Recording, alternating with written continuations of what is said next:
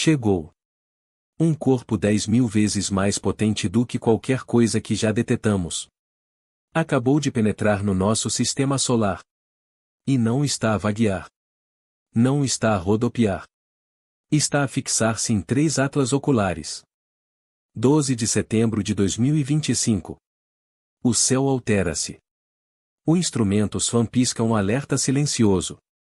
Uma cauda 5 vezes mais larga que a lua cheia incendeia as trevas. Um fulgor inédito desde Alibop ou talvez de sempre. E surge outro Atlas de 3 olhos, já em rota de colisão, já sob vigilância, já a violar as normas do que um cometa devia ser. 2 objetos, trajetórias opostas, mas o mesmo ponto de chegada, na mesma semana. Não estão só a aproximar-se, estão a convergir. E quanto mais perto chegam, mais difícil é aceitar que isto seja obra da natureza. A 12 de setembro de 2025, os astrônomos que vigiavam o instrumento SWAN a bordo da nave SH avistaram algo que de imediato violou os protocolos. Um objeto brilhante e veloz cortava o firmamento. Não passava despercebido. A sua cauda estendia-se por 2,5 graus no céu, o que, para ter uma ideia, equivale a cerca de 5 vezes a largura da lua cheia. Uma dimensão assim não se via há décadas. Em poucas horas, os dados inundaram os sistemas. O objeto foi rapidamente classificado como CN25R2 SWAN. As primeiras medições de magnitude indicavam 7,4, já ao alcance de binóculos e telescópios modestos. Astrônomos amadores validaram a descoberta quase na hora. As imagens começaram a espalhar-se pela internet. Numa delas, a cauda do objeto quase transbordava o campo de visão da câmara. Algo tão imenso, tão luminoso, a deslocar-se a essa velocidade, destacava-se de imediato. A União Astronômica Internacional agiu com rapidez para atribuir o nome, e a comunidade profissional de astronomia concentrou-se nele. Mas os dados não batiam certo. A maioria dos cometas identificados na era moderna é tênue. Surgem como manchas difusas que exigem óticas potentes e exposições prolongadas para serem detectadas. SWAN era o inverso. Exigia ser visto. Já iluminava a constelação da Virgem e ganhava brilho a cada dia que passava. A 13 de setembro, tanto profissionais como amadores relatavam um acréscimo acentuado na luminosidade, além de uma complexidade estrutural na cauda. Não era só extensa. Era estratificada, nítida e em constante mutação. O objeto não largava matéria ao acaso. Era orientado, preciso. A intensidade luminosa gerou logo conjecturas. Seria um fragmento de algo maior? Um cometa particularmente instável da nuvem de Oort? Um corpo desconhecido impulsionado para o sistema interior por uma interação gravitacional? Nenhuma das explicações habituais servia. Não se tratava de conduta típica de um cometa, e quanto mais o seguiam, menos natural parecia. A curva de brilho era suave e regular, mas excessivamente íngreme. Não agia como um corpo poeirento que se ilumina devagar com o aquecimento solar. Brilhava de forma acelerada, quase programada, e a sua rota, longe de ser aleatória. Entrava no sistema interior com um ângulo íngreme de 60 graus face ao plano da eclíptica. Uma órbita altamente inclinada que não se alinhava com a maioria dos cometas de longo período. Cortava o espaço interior como se tivesse uma agenda a cumprir. Os espectrógrafos atiçaram ainda mais o enigma. O núcleo refletia a luz de modo inesperado. A maioria dos cometas tem uma superfície poeirenta que dispersa a luz solar de forma previsível, difusa e não metálica, mas SWAN devolvia leituras metálicas nítidas. Alguns espectroscopistas amadores detectaram picos compatíveis com níquel ou cobalto, metais terrestres valorizados pela sua resistência e tolerância ao calor. A expressão "o casco de níquel-cobalto" começou a ecoar em fóruns e podcasts. Nessa altura, o debate mudou de rumo. Não era só o que é isto, mas o porquê agora. As comparações surgiram, especialmente com 1995 O1, Alibop, e até mais longe, o grande cometa de 1811. Ambos viraram fenômenos culturais graças ao seu esplendor e visibilidade. Mas SWAN não os igualava apenas. Estava prestes a superá-los. A comunidade de astronomia amadora registrava cada alteração. Atualizações noturnas inundavam a rede, variações de brilho, deslocamentos da cauda, formação de auréolas. A cauda não era um rasto passivo de gelo e poeira. Reagia. Alguns avistaram o que pareciam microexplosões, cintilações rítmicas na base da cauda, interpretáveis como ejeções de matéria ou emissões direcionadas. Ao fim da semana, a órbita de Svan fora modelada com maior exatidão.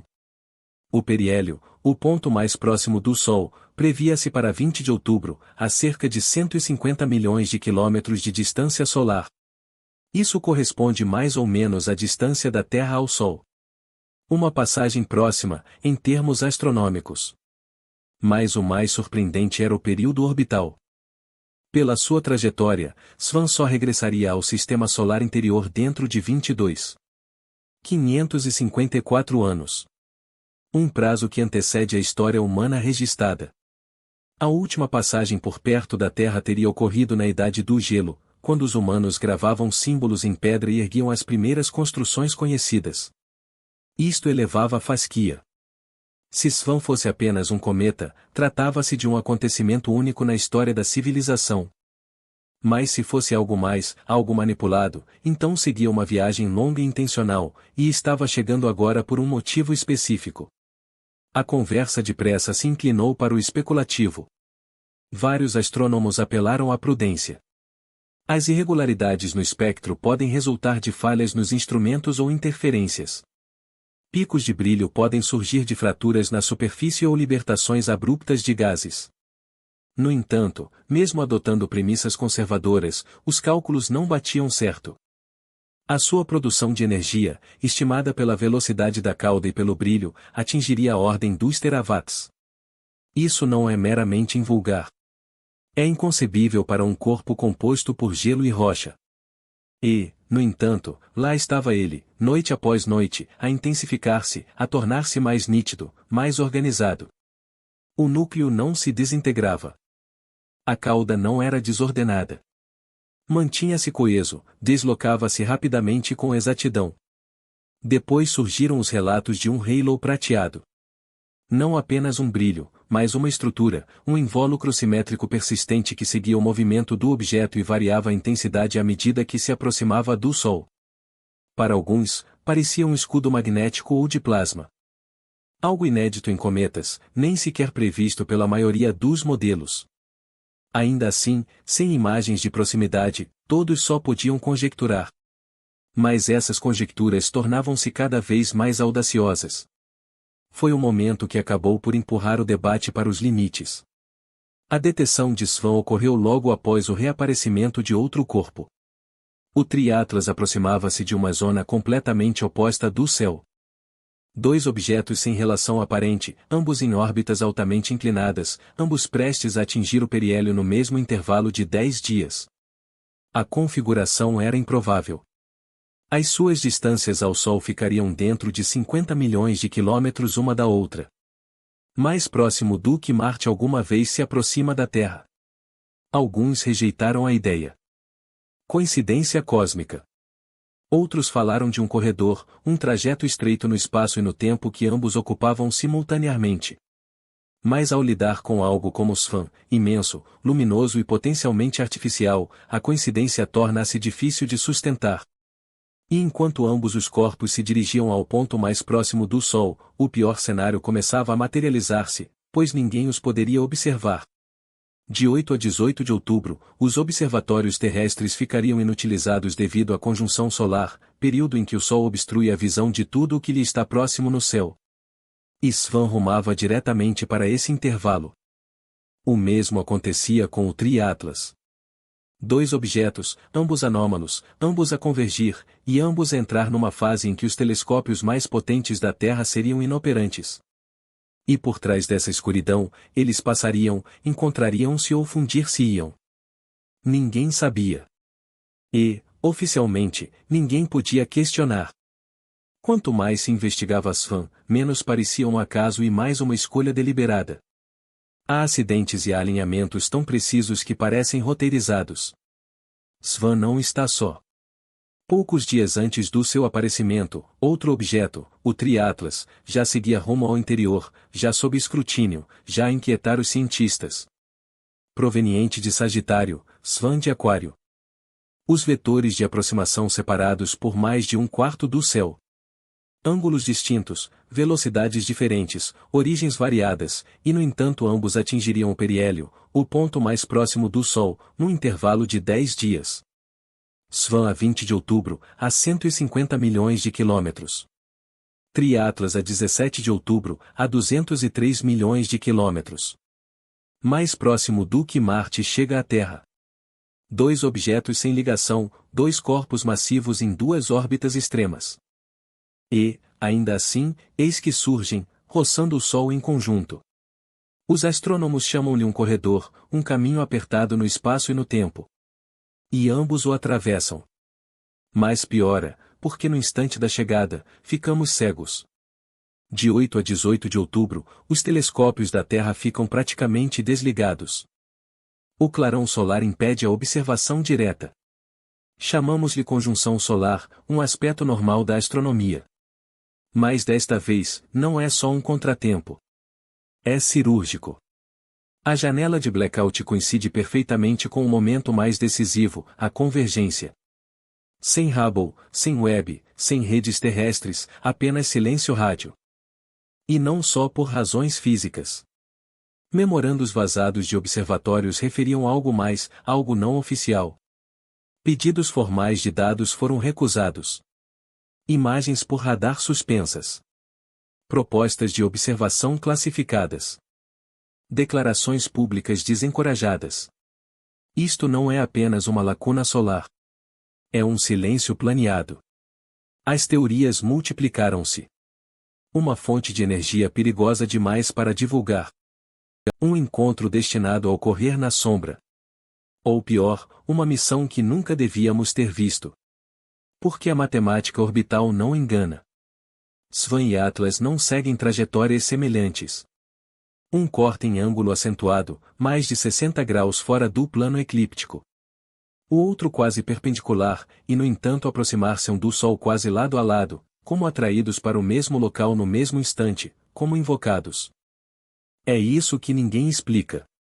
Estatisticamente, estas órbitas deviam desviar-se por séculos.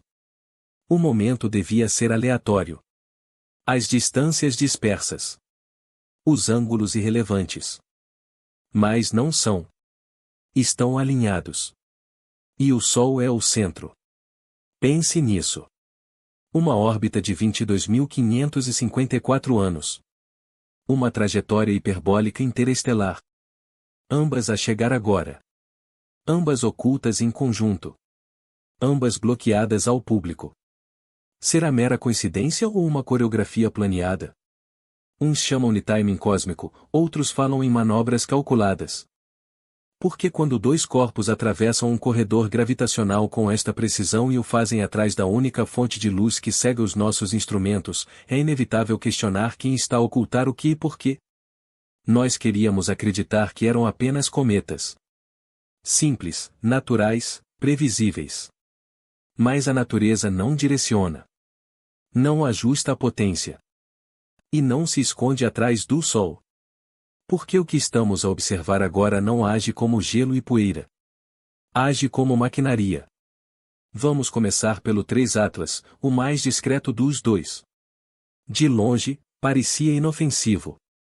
Outro objeto de longo período a deslizar pelo sistema. Mas depois chegaram os dados. Um corpo dominado por níquel com quase nenhum ferro. Não é assim que os cometas funcionam. Depois, CO2.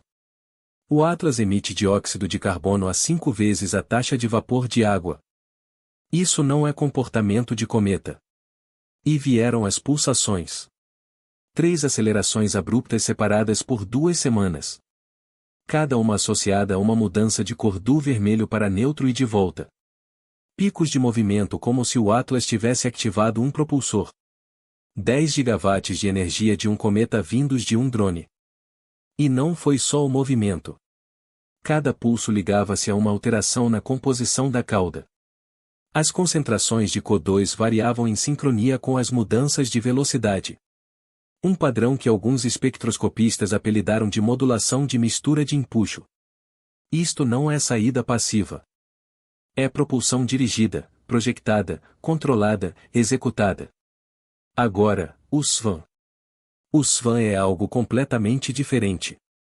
Uma fortaleza, liga de níquel e cobalto, reflectância metálica, um invólucro prateado que age como um escudo. A sua cauda, rajadas rítmicas de plasma, correções minúsculas, pulsações de microempuxo que se repetem. E a estimativa de potência, 10.000 gigawatts, mais do que toda a produção da Terra. Reflecte como metal, move-se como uma máquina, resiste à radiação solar como se fosse construída para isso. A maioria dos cometas desintegra-se ao aproximar-se do periélio. O SWAN ficou mais forte. A cauda expandiu-se. A trajetória afiou-se. O índice de reflectância disparou. E surgiu a anomalia óptica. Um halo persistente à volta do núcleo. Não gelo, não gás. Algo eletromagnético, um envelope de plasma a protegê-lo do vento solar, a manter a integridade, a absorver radiação e detritos como armadura. Uns chamaram-lhe casco de níquel-cobalto. Outros disseram que parecia uma nave. Mas o que importa não é o nome. É o comportamento. Correções de curso, acelerações pulsadas, reflectância estável face aos vectores solares. O SWAN não estava a reagir. Estava a navegar e convergia diretamente para o corredor de apagão, em conjunto com o 3 e Atlas. Alguns especulam que foi um evento de reabastecimento, usando a energia solar como paragem, ou uma transferência de dados. Outros sugerem uma missão de recuperação para interceptar algo avariado ou pior, uma perseguição. Porque o 3 Atlas não surgiu do nada, mudou de curso 2 vezes. Cada mudança mais alinhada com o vector de chegada do SWAN e cada alteração seguida pela mesma assinatura de empuxo. Se forem sondas, isto é um rendezvous. Se forem inimigos, é uma intercepção. Se forem partes de algo maior, então isto é só a fase 1. Alguns apontam para Oumuamua. Primeiro visitante estranho, depois o 3 e Atlas, agora o SWAN. Cada um mais avançado, cada um mais ativo, cada um mais próximo. Como etapas numa longa observação ou numa cadeia de auditoria. Se for verdade, a próxima chegada não passará de raspão. Aterrará. E o que vem a seguir já não é ficção científica. E se isto nunca tivesse sido sobre descoberta? E se o que vimos não devesse ser visto? 2 objetos, um a emitir pulsações controladas, outro blindado contra o próprio Sol, a atravessar o sistema solar interno como se conhecessem o caminho. A cruzarem os caminhos um do outro em silêncio. E depois desapareceram atrás do cortinado solar. Sumiram não só da vista, mas da certeza. Disseram-nos para parar de observar. Disseram que o Sol tornava impossível. Mas as pessoas observaram na mesma, de quintais, de cumes, de redes improvisadas e observatórios poeirentos. E o que encontraram não foi caos, não foi aleatoriedade, mas ritmo, pulsações, rajadas, alinhamentos, padrões que não surgem da natureza, padrões que sugerem intenção. Uns dizem que foi uma paragem para combustível. Outros falam em vigilância. Alguns murmuram sobre ciclos antigos de objetos que regressam a cada 22.000 anos, como um pêndulo com memória. A órbita do SWAN liga-se à última era glaciária. Há um tempo em que os humanos erguiam os primeiros monumentos. Coincidência ou continuidade? A verdade é que não sabemos. Mas sabemos disto. Quando os céus escureceram, eles moveram-se. E quando olhamos de novo, tinham partido. Isto não foi ruído. Foi um sinal. Um sussurro através de séculos. Uma manobra vista uma vez, talvez 2 em 1000 vidas. E talvez não devêssemos tê-la captado, mas captamos. E agora temos de perguntar o que vem a seguir. Se foi contato, foi subtil. Se foi vigilância, foi cirúrgica. E se foi um aviso, acabamos de o perder. Por isso, fiquem despertos, fiquem a observar, fiquem a questionar. Porque um dia, o céu mover-se-á de novo. E quando acontecer, vão querer recordar este momento, porque o próximo objeto pode não passar ao lado. Pode ficar. E isso pode não surgir isolado. Aderir à subscrição, divulgar, inscrever o teu eco na quietude. Deixamos de ser meros observadores do mistério. Agora, integramo-nos nele. Música.